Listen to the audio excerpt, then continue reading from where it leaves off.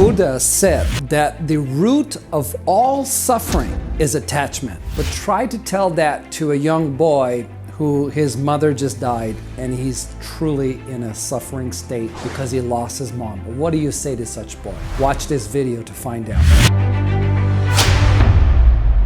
So that person was my nephew a few years ago, and I'll never forget because I brought him to Thailand, and he was about 1 year after his mother died, and he had been to some of my coaching and like seminars as I'm taking him under my wing. But I remember he came to me and says, "Uncle Mike, it's been a year since my mom passed away. Is it okay if I feel sad today?" I looked at him and I said, "Hey, sure, that's fine. You can be sad today." During that time, I was teaching an NLP class, and I continued to teach the class, but I told a story, which is a true story, about a man who had raised his hand in the past in one of my class. He said, "Listen, I'm very depressed. Why? Because my mother died and I really miss her and I'm sad and like depressed. How could you help me?"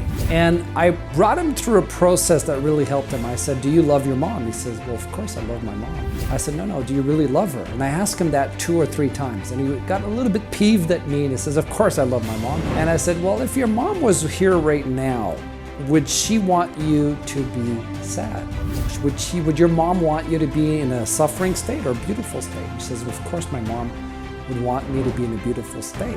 Then I said to him, "Well, then I think it's your job to show your mom you love her by living in a beautiful state." And I remember he had a tear come down in his eyes as he realized, wow, what amazing transformation of meaning for him. And he totally transformed. He was able to get out of his sadness as he recognized that the one thing the person he loved the most would want for him is to live in a beautiful state. And that really impacted him. And as a result, he changed. I'll never forget, I stopped telling the story. After I told the story, I had a break, and my nephew came to me and says, Uncle Mike, I had a breakthrough. Your story was really great. You know what? I realized that I'm not going to be sad today. I'm going to be living in a beautiful state," right? And this is the power of NLP. NLP has the power to change from a suffering state to a beautiful state. So in this video, I'm going to share 3 secrets to change the way you feel with NLP. And they're very simple secrets. Let's start with secret number 1, which is to change how you represent your bad experience. I'll give you an example. Can you think of a person who you don't feel good about? Maybe they did or said something to you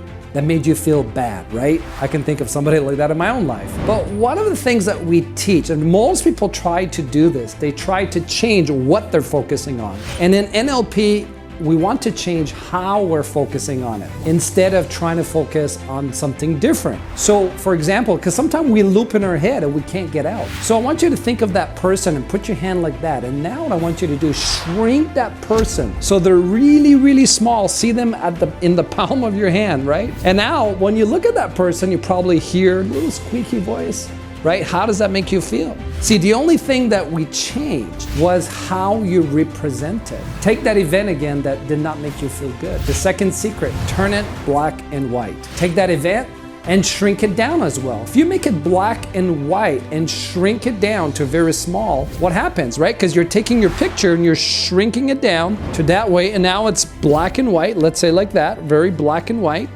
and then it's small. The smaller you make it, right? Make it very, very small. How does that make you feel?